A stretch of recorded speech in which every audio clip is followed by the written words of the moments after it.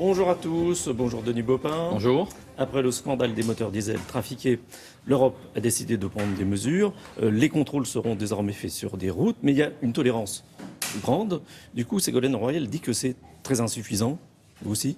Oui, bien sûr. Je pense que derrière le scandale Volkswagen, tout le monde se demande un peu qu'est-ce qu'on nous raconte aujourd'hui quand on achète un véhicule. Finalement, c'est quoi ce qui est écrit sous une voiture qui nous explique qu'elle respecte les tests, machin, bidule. Plus personne n'y comprend rien.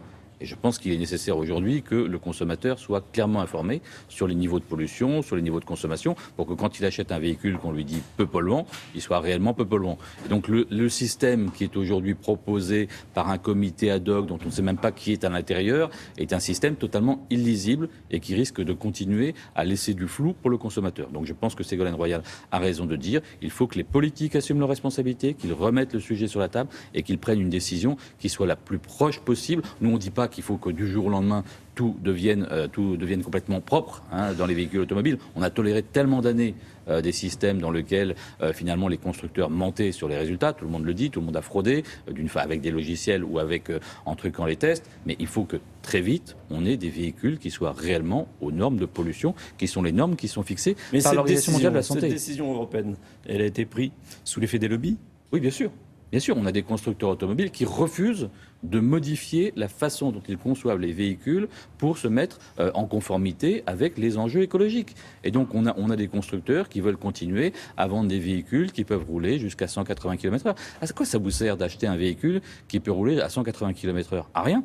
C'est-à-dire la limitation est à 130. Alors on nous dit que ça donne de la puissance sous la pédale, etc. Mais le résultat, c'est que vous achetez un véhicule avec un moteur beaucoup trop puissant et donc qui va émettre beaucoup plus de pollution et qui va consommer beaucoup plus. Un véhicule qui est conçu pour pouvoir rouler à 180, il va consommer 40% de carburant en plus lorsqu'il roule en ville. Et donc ça veut dire que les conséquences, c'est 40% de pollution, 40% d'émissions de gaz à effet de serre, 40% de votre argent pour acheter du carburant. Est-ce que vous, écologiste, vous dites il faut supprimer purement et simplement le diesel ?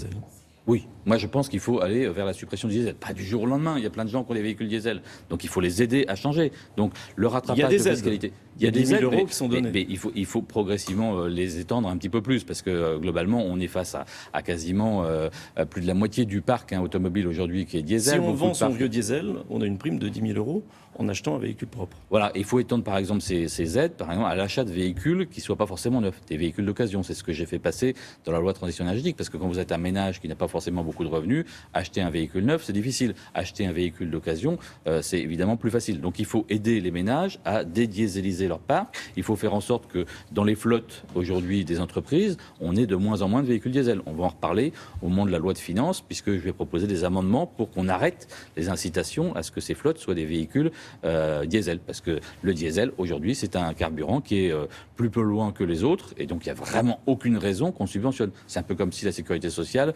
subventionnait le tabac. C'est absurde. Dans un mois, jour pour jour, ça sera le début de la conférence sur le climat, la COP21, ça sera à Paris.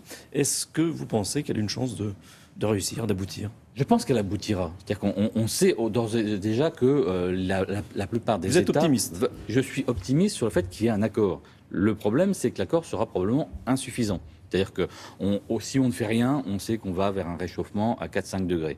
Aujourd'hui, vu les engagements des États, on pense qu'on peut aboutir à un accord qui limiterait à 3 degrés. 3 degrés, c'est trop.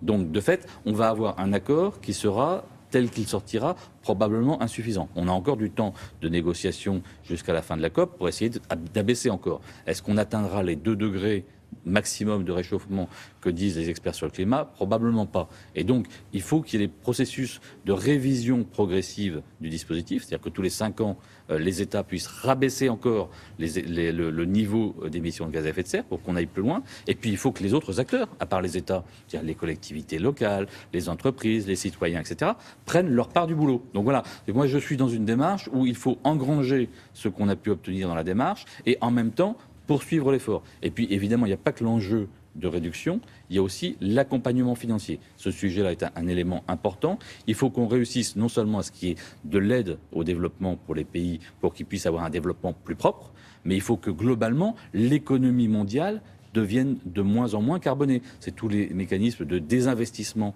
des énergies fossiles qui se mettent en place. On a fait passer là aussi dans la loi de transition énergétique des éléments sur le fait que les entreprises vont devoir faire leur bilan carbone et le rendre public de façon à ce que leurs propres actionnaires les incitent à aller vers quelque chose de moins carboné. On revient en France avec les régionales. Les Verts seront présents dans toutes les régions, parfois liés avec le Front de gauche, mais jamais avec les socialistes. Est-ce que ce n'est pas un risque de diviser la gauche de cette façon ? Alors moi je pense que dans une élection à la proportionnelle, c'est plutôt intéressant d'avoir des listes écologistes d'un côté, communistes, socialistes, et qui fusionnent au second tour.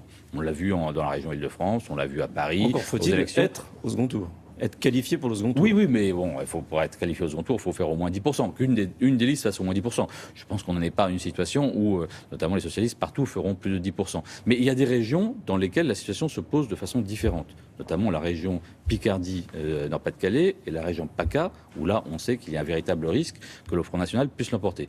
Dans ces régions, je pense que la responsabilité, à partir du moment où le Front National est aux portes du pouvoir, la responsabilité, c'est de faire en sorte de faire l'union dès le premier tour pour qu'il y ait une véritable dynamique pour qu'on puisse empêcher Marine Le Pen et sa nièce de pouvoir l'emporter dans les deux régions. Vous parlez d'union dès le premier tour pour les régionales. Est-ce que pour la présidentielle de 2017, vous êtes là aussi en faveur d'une candidature unique à gauche ? Moi, j'ai toujours pensé qu'il fallait que les écologistes aient une candidature à l'élection présidentielle, parce que c'est l'élection structurante de la Ve République. Bon. Mais là, à partir du moment où on sait qu'il y a une très forte probabilité que Marine Le Pen soit au second tour, la question de savoir si on réussit à qualifier un candidat de gauche au second tour se pose à tout le monde. On ne peut pas se permettre, comme ça, de dire on s'en fiche, finalement, qu'il y ait un duel UMP-FN au second tour, ça nous est égal. Donc là, je pense que la question doit se poser. Mais la réponse n'est pas automatique non plus. C'est-à-dire si la question c'est est-ce qu'on pourrait appeler à voter pour François Hollande dès le premier tour de l'élection présidentielle, la question c'est pas tellement de savoir si, dans un accord politicien, on peut le faire, c'est de savoir si ce candidat peut attirer les électeurs écologistes vers lui. Et ça dépendra de deux choses. Ça dépendra de son bilan en matière écologique. Et par exemple, les engagements qu'il a pris sur la centrale de Fessenheim, est-ce qu'ils seront tenus d'ici la fin du mandat? Et des propositions qu'il portera sur la mandature d'après. Donc, il a dit non. Il a dit non. Non, il n'a pas dit non sur la fermeture de Fessenheim aujourd'hui, c'est encore en discussion. La prise de décision, a priori, on est parti sur une prise de décision qui pourrait se faire en 2016, mais nous disons que non seulement la décision doit être prise, mais que la fermeture doit être actée dans le quinquennat, comme c'était l'engagement de François Hollande. Et aujourd'hui, il n'y a aucun obstacle juridique et il n'y a aucun obstacle technique. Le réseau de transport d'électricité a dit il n'y a pas de problème. Si on ferme Fessenheim en 2016, on pourra alimenter la France en électricité. Donc techniquement, juridiquement, c'est possible. Donc maintenant, la parole est aux politiques. Merci Denis Baupin.